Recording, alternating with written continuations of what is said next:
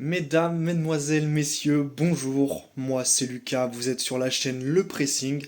Nous sommes le 6 juin 2025. Il est à peu près 15h30 au moment où je tourne cette vidéo.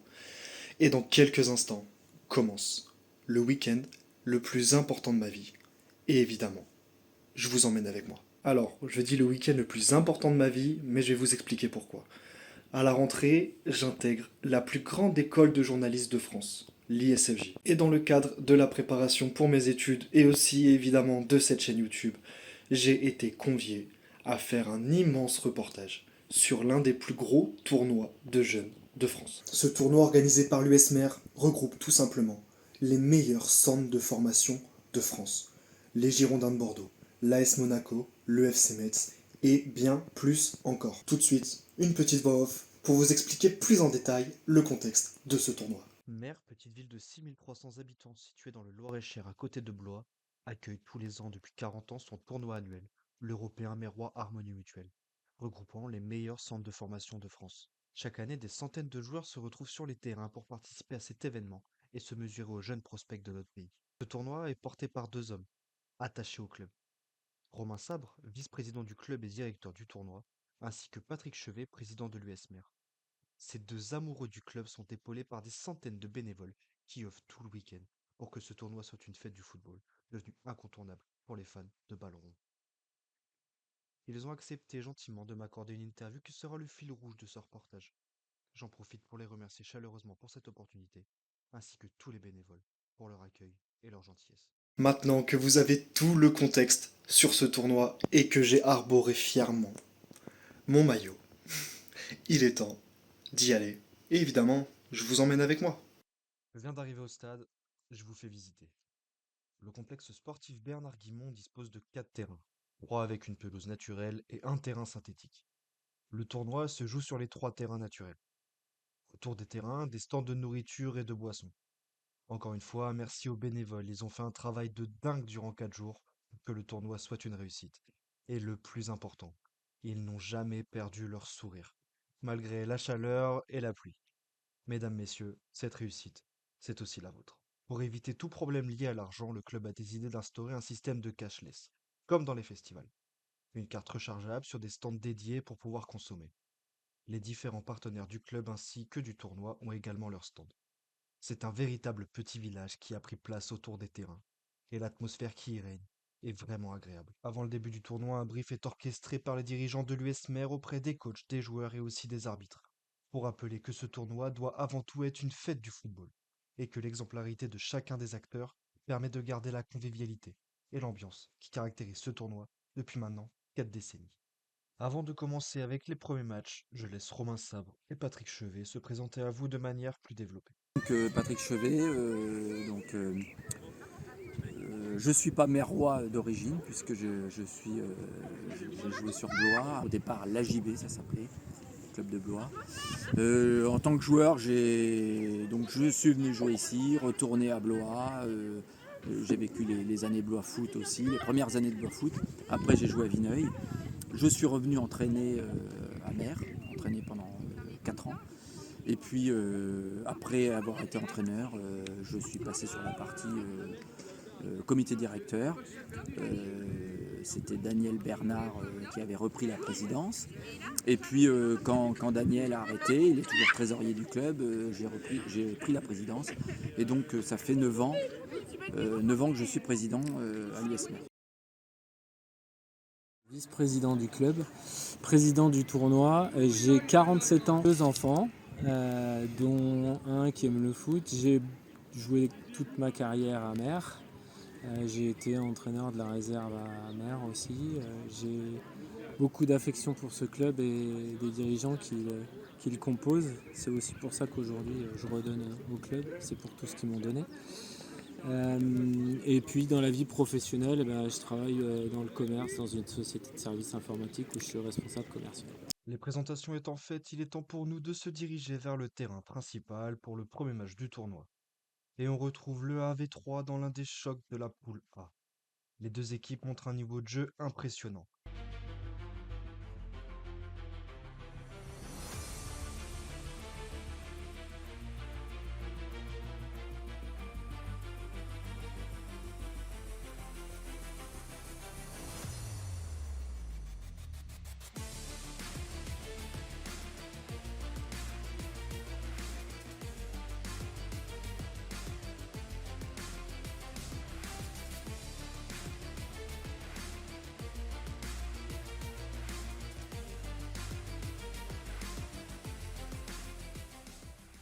À la fin, c'est les Stacks qui s'imposent sur le score de 2 buts à 0 pour bien entamer son tournoi et prendre la tête de leur poule.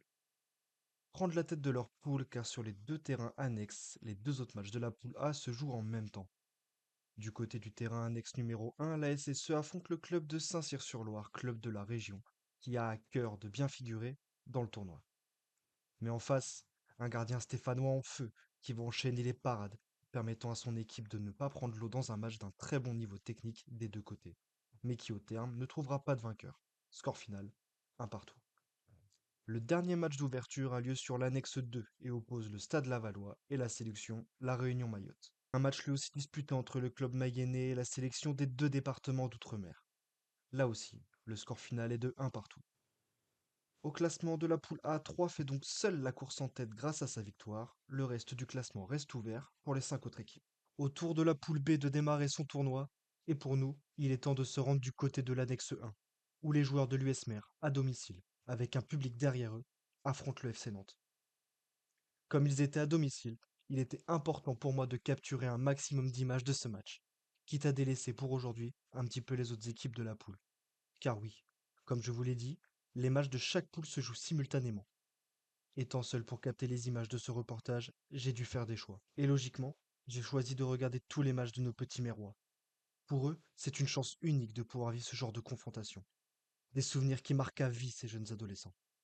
Je laisse Patrick et Romain vous parler de ce que représente l'Européen mérois pour ces joueurs. Alors à Mer, on est dans une pratique de football de masse, même si on a de la compétition parce qu'on a des équipes jeunes bien classées. Pour nos jeunes du club, c'est de côtoyer des joueurs qui vont être professionnels certainement dans les années qui viennent, de voir des belles équipes.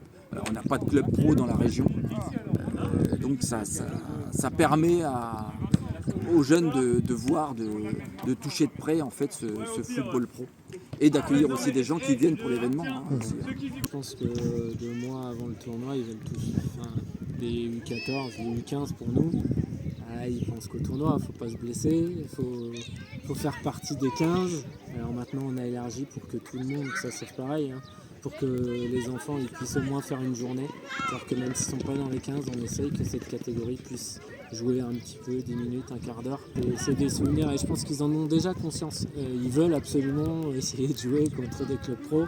D'autres en tout cas, ils se subliment forcément. Enfin, ils sont meilleurs pendant le tournoi que le reste de l'année parce qu'ils savent qu'ils doivent hausser leur niveau. Donc même si leur niveau il est peut-être un peu moins important que ceux des clubs pro, eh ben, ils vont donner le meilleur d'eux-mêmes pour pouvoir avoir le meilleur résultat. Et on les voit transformés, on les voit différents.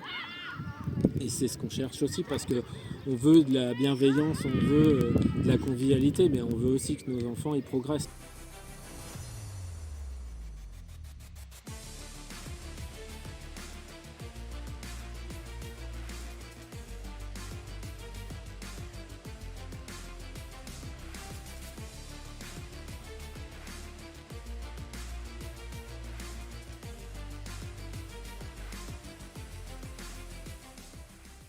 Les Mérois n'ont pas manqué de cœur et de volonté face aux jeunes Canaries. Ils finissent par perdre sur la plus petite démarche 1-0, mais n'ont pas à rougir de leur performance, tellement ils ont tenu tête à une bonne équipe du FC Nantes. Dans le même temps, sur le terrain honneur, le FC Metz s'impose 1-0 contre l'AS Monaco. Sur l'annexe 2, une opposition entre le Clermont Foot et la sélection Centre-Val de Loire. Les Clermontois n'ont pas réussi à faire face à nos talents régionaux et s'inclinent 2 buts à 0. Le classement de la poule B à la fin de la première journée. La sélection Centre-Val de Loire pointe à la première place du classement devant Metz et Nantes, grâce à la différence de but. Derrière, Monaco, l'USMER et Clermont Foot sont tous à 0 points. Un mot rapidement sur la poule C avant de passer à mon match préféré de cette première journée, avec sur le terrain honneur la victoire du Stade brestois 1 but à 0 face au SCO d'Angers. Dans le même temps, le Blois Foot s'incline également 1-0 face à l'Égiocère, club partenaire de l'USMER. Et pour finir, sur l'annexe 2, le FC Lorient et les Girondins de Bordeaux se quittent sur un score nul et vierge, 0-0. Au niveau du classement, le Stade brestois et la JA sont premiers ex aequo. Lorient et Bordeaux se partagent également la même place au classement après leur match nul. Derrière, le Blois Foot et le SCO ferment la marche. Pour finir cette première journée de compétition, rendez-vous sur l'annexe 2 pour une rencontre entre le Stade Malherbe de Caen et Mainvilliers, club de la région Centre-Val de Loire situé à côté de Chartres. Comme je vous l'ai dit, ce match est celui qui m'a le plus impressionné lors de ce début de tournoi. Absolument tout était réuni. Température parfaite pour jouer au foot. Début de coucher de soleil magnifique. Sur le terrain, un niveau technique et tactique de dingue. Je vous laisse apprécier quelques images de ce match et on revient après.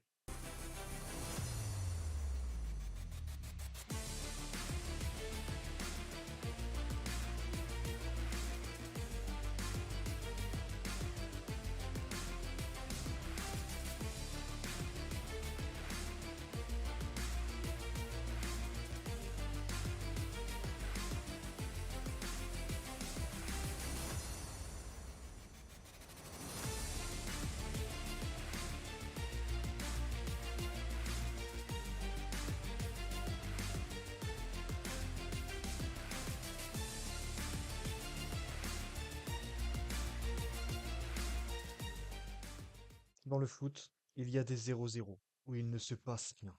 Et il y a ce genre de 0-0, avec du spectacle et beaucoup d'occasions. En simultané sur le terrain honneur, l'OGC Nice s'impose 2-0 face à l'En Avant Guingamp. Le dernier match de la poule et de la journée opposait la sélection anti-Guyane et le Stade Rennais. Là aussi, le score est de 0-0. Au niveau du classement, les Aiglons prennent seuls la tête de la poule grâce à leur victoire. Derrière, 4 équipes à égalité et Guingamp qui ferme la marche. Lors de cette deuxième journée, les matchs ont commencé à 10 heures. Petit problème pour moi, mon train pour aller à Mer était en retard. Très en retard. J'ai donc loupé les 6 premiers matchs de la journée. Mais pas d'inquiétude. Moveshot, qui photographie des événements sportifs, était sur place et a gentiment accepté que j'utilise ses photos. Allez jeter un œil à son travail. Le lien de son Instagram et de son site internet est en description. Encore une fois, merci à lui. Revenons au football. Les 3 premiers matchs de la poule A ont vu s'imposer Saint-Cyr-sur-Loire 2-0 contre l'Estac 3. 2-0, c'est aussi le score en faveur des Havrais contre la sélection Réunion Mayotte.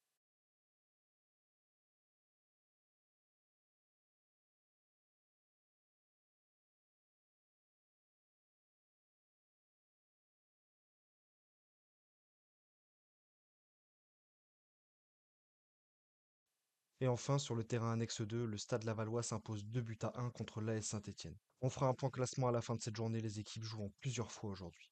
Cap sur la poule B maintenant. Le match, Mesmer pour commencer. Non, pas celui-là. Voilà, ce match-là. Très belle performance des Mérois qui accrochent le match nul, score final 0-0. En même temps, un match entre l'AS Monaco et la sélection Centre-Val de Loire qui va s'imposer les jeunes du Rocher monégasque sur le score de 1-0. Dernier match de la poule B avec le FC Nantes qui bat Clermont 2-0. Ça y est, je suis enfin arrivé au stade. Pile à temps pour les matchs de la poule C. Et pour mon premier match de la journée, j'ai choisi la confrontation entre l'AJ Auxerre et le FC Lorient. L'AJA, club du défenseur Paul Joly, formé au Blois Foot de 2009 à 2015, joueur qui est également passé par l'Européen Mérois, affronte les Lorientais qui sortent d'un match nul contre Bordeaux la veille. Les deux équipes s'affrontent sur le terrain annexe 2. Les Auxerrois viennent décrocher une deuxième victoire en 2 matchs grâce à ce succès 2-1 face aux jeunes du FC Lorient qui n'ont pas démérité. En simultané, Bordeaux et Brest se quittent sur le score de 0-0. Le deuxième match nul en 2 matchs pour les Bordelais. Dans le dernier match, le Blois Foot corrige le tir face au SCO après leur défaite d'hier. Victoire 2-0 contre les Angevins. Autour de la poule D, et encore une fois, on retrouve les jeunes de Mainvilliers. Cette fois-ci, contre l'OGC Nice. Des Niçois qui montrent beaucoup d'envie dans ce début de tournoi. Du beau football, une aisance tactique impressionnante et des qualités techniques qui ne le sont pas moins. Un affrontement très plaisant à suivre. Beaucoup de buts, mais à la fin, aucun vainqueur. Score final, 2 buts partout. Dans le même temps, Guingamp s'impose sur le terrain honneur 3-0 face à la sélection anti-Guyane. Sur le terrain annexe 2, le Stade Malherbe parvient à battre le Stade Rennais 1-0. On finit la matinée avec le retour à la compétition de la poule A. De mon côté, je me trouve aux abords du terrain honneur pour vivre la rencontre entre la SSE et la sélection Réunion Mayotte.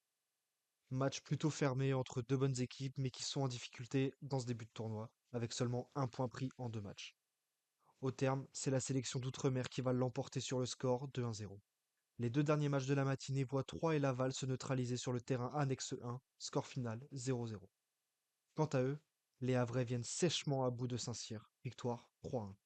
Les matchs de la matinée sont terminés, le temps que je déguste un magnifique sandwich merguez, on retrouve Patrick et Romain qui vont nous dire selon eux les secrets d'un tournoi qui dure depuis 40 ans.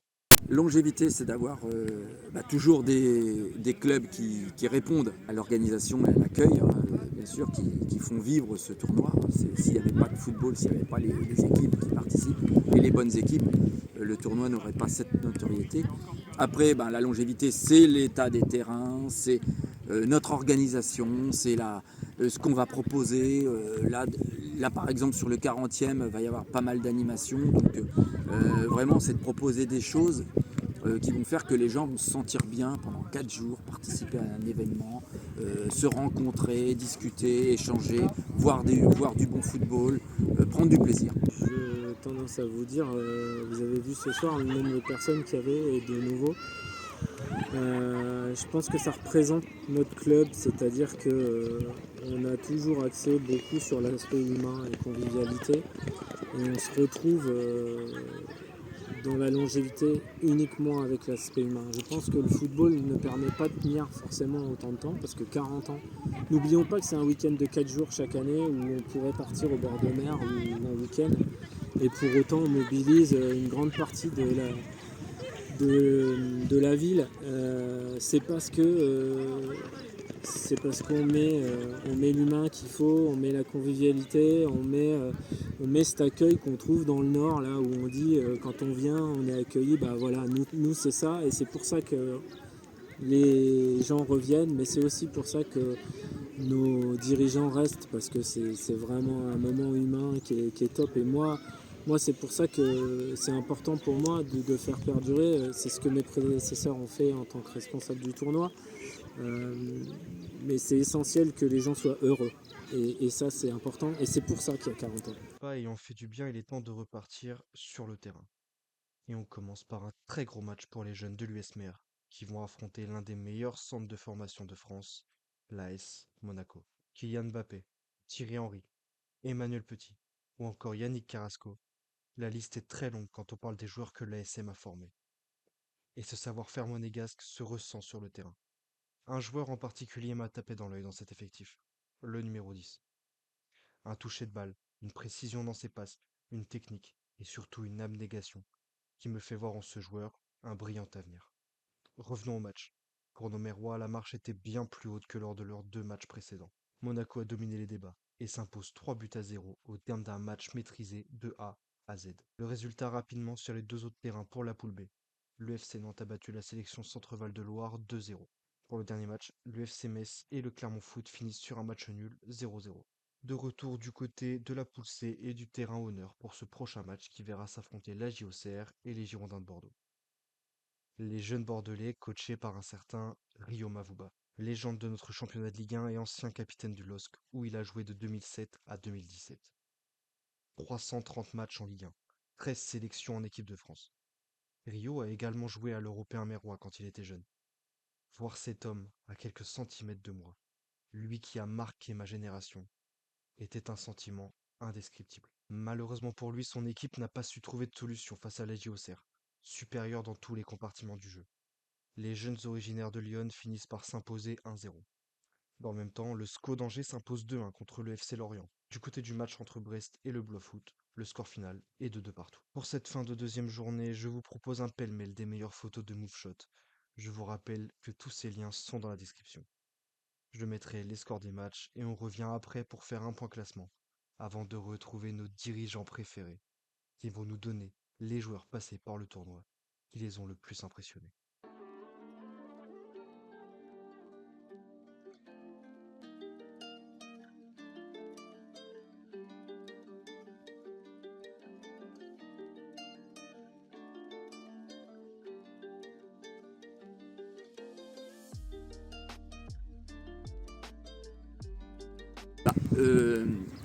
Je dirais, il y a une année, je ne sais plus quelle année, c'était 97 peut-être, il y a eu Rio Mavuba et Valbuena qui sont venus jouer ensemble avec Bordeaux.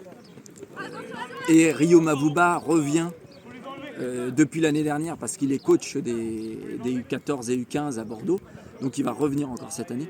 Donc on a pu parler de ces années du tournoi qu'il a connu en tant que joueur, avec la carrière qu'il a faite, l'équipe de France.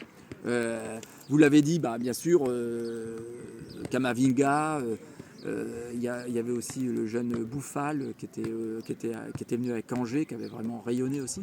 Patrick Vieira, vous l'avez dit, Steve Marley, il y a eu des joueurs comme ça.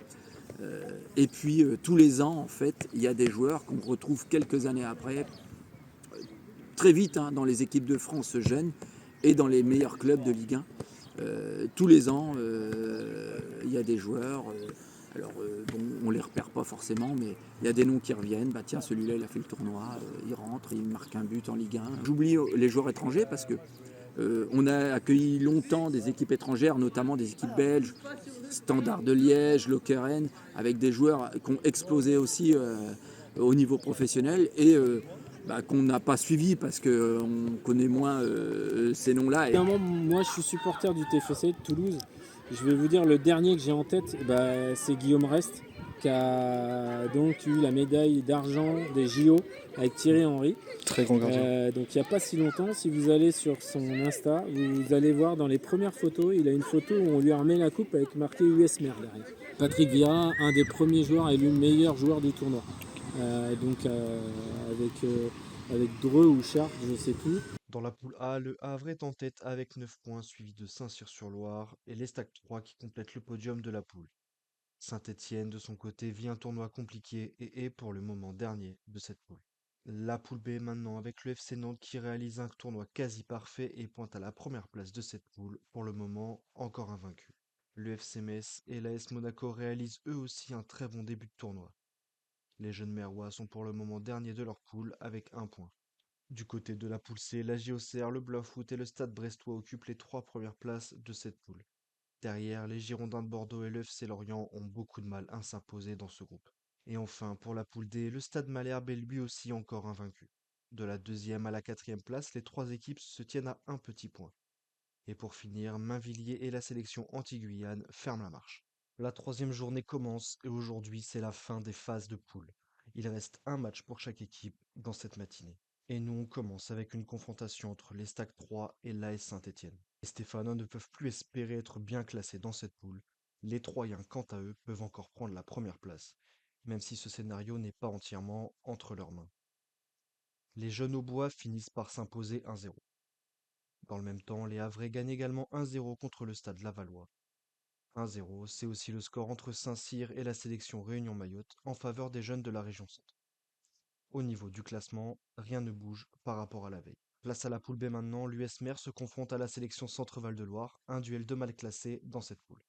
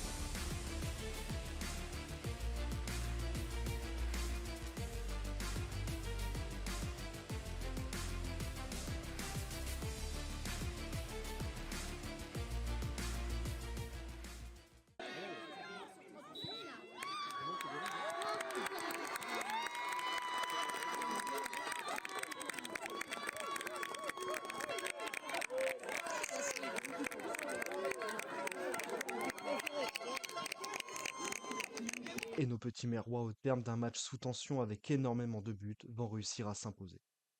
Une première victoire dans leur tournoi sur le score de 3-2. Le dernier match de cette poule a vu le FC Nantes lui aussi gagner 1-0 contre le FC Metz. Au niveau du classement, les Nantais finissent premiers, invaincus. L'AS Monaco gagne une place grâce à son succès et finit donc 2e. L'US Mer passe devant la sélection Centre-Val de Loire et finit 5e de ce groupe. On continue avec la poule C, le match entre le Blois Foot et les Girondins de Bordeaux. Les Blésois ont confirmé leur bon tournoi face à des Girondins vraiment en peine dans ce tournoi. Ce match a l'odeur de National 2. Les deux équipes premières sont effectivement dans la même poule en 4e division française, fini sur le score de 2-0. Cette victoire ne suffira pas au Blois Foot pour prendre la première place de la poule, car la JOCR s'impose 2-1 face au SCO. Sur le terrain honneur, Brest et Lorient se quittent sur le score de 1 partout. Niveau classement, un seul changement. Lorient passe devant les Girondins de Bordeaux grâce à leur nombre de buts marqués. La JA finit premier, invaincu. Les derniers matchs de la matinée concernent la poule D. 2 buts seulement en 3 matchs. Le Stade Rennais s'impose 2-0 contre l'En Avant Guingamp. Sur les deux autres terrains, tout d'abord, Nice et Caen, qui se quittent sur le score de 0-0. 0-0, c'est aussi le score final entre la sélection Anti-Guyane et Mainvilliers. L'après-midi, les matchs de classement ont eu lieu. J'ai décidé de ne pas les capter pour des raisons de durée de vidéo. Pour le contexte, je vous partage les scores et en particulier les quarts de finale suite au classement combiné. Les 8 premiers se sont affrontés pour déterminer qui jouera les demi-finales du tournoi. Monaco bat le Havre au tir au but. L'En Avant Guingamp se défait de la JOCR, Saint-Cyr-sur-Loire file en demi après sa victoire 1-0 face au FC Nantes. Dans le dernier quart, Caen vient à bout du Blois Foot sur le score de 2-0. Les demi-finales sont connues. Monaco rencontrera Guingamp. Dans un second temps, Saint-Cyr-sur-Loire essaiera de rejoindre la finale face au Stade Malherbe de Caen. C'est le dernier jour du tournoi. Ce matin, les demi-finales ont rendu leur verdict. On commence avec la confrontation entre l'AS Monaco et l'En Avant Guingamp.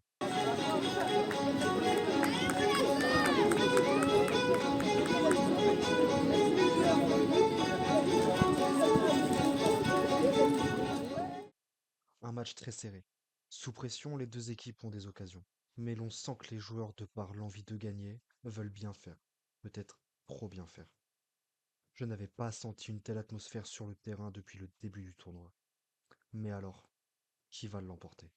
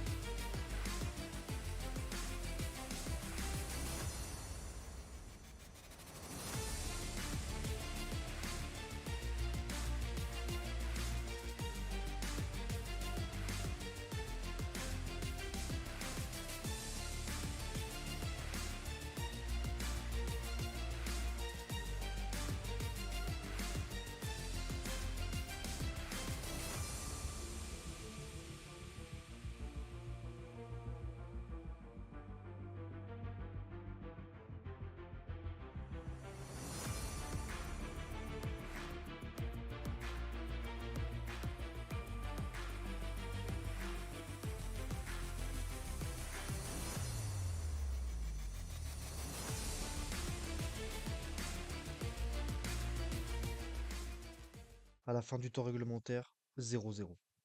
Les deux équipes vont donc se départager lors d'une séance de tir au but.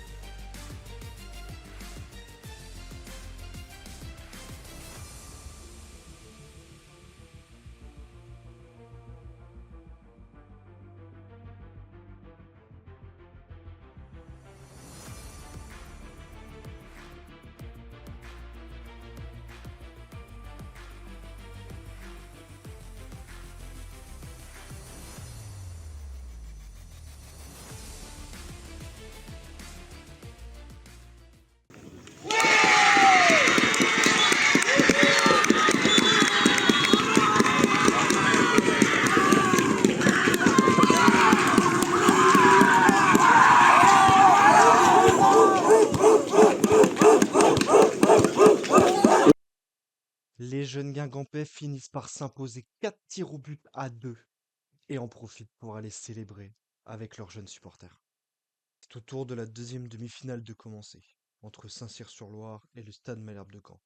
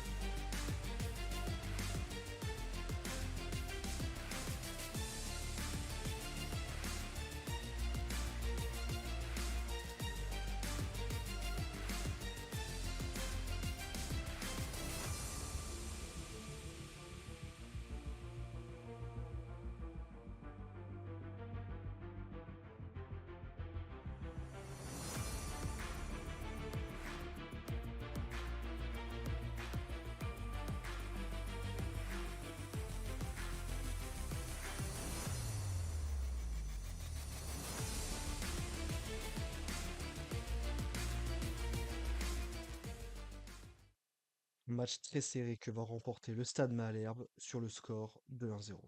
L'affiche de la finale de la 40e édition de l'Européen Mérois est connue. L'En Avant Guingamp affrontera le SM Caen. On se retrouve après la pause déj. Avant le dénouement du tournoi, un petit point sur la petite finale entre l'AS Monaco et Saint-Cyr. Les jeunes régionaux n'ont pas réussi à gérer leur défaite en demi ce matin et se font sèchement corriger 4-1 par les Monégasques. C'est l'heure de la finale. Les deux équipes se sont déjà affrontées en phase de poule où ils ont fini respectivement premier et deuxième. Le score de la première rencontre a été de 1-0 pour le Stade Malherbe. C'est parti pour cette finale. On se retrouve après le match.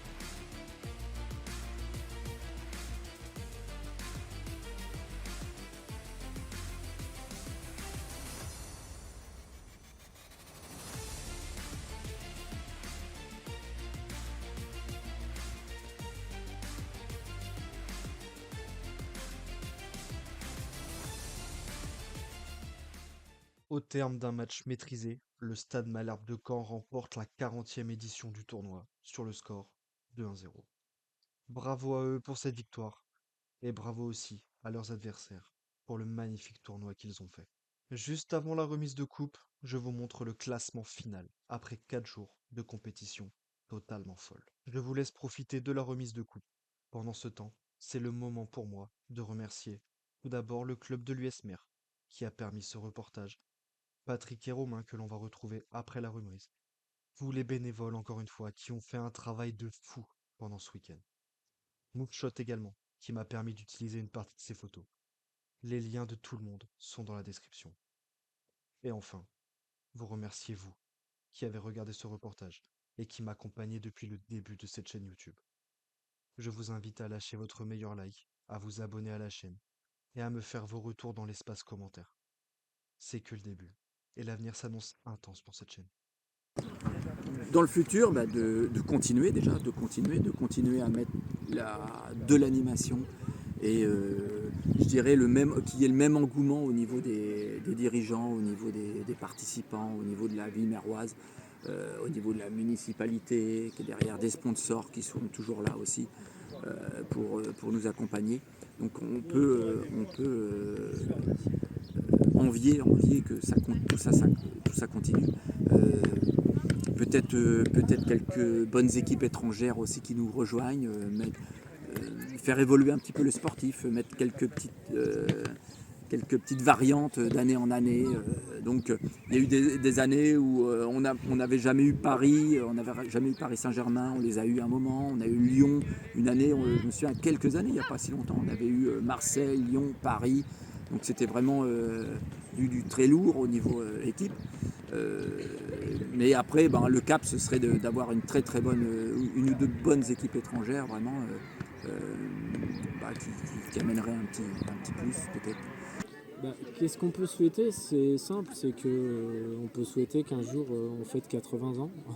Ça voudra dire qu'on a réussi la transmission, ça voudra dire que nos enfants ont pris la suite, comme nous on a pris la suite de nos parents. Et cette transmission, toujours avec l'envie d'avoir un meilleur tournoi chaque année, avec la qualité des terrains, la qualité des équipes, étonner, changer, proposer. Si on fête nos 80 ans un jour, on aura réussi, en tout cas nous, notre génération, on aura réussi à transmettre. Et ben on se donne rendez-vous dans 40 ans, sur le même terrain.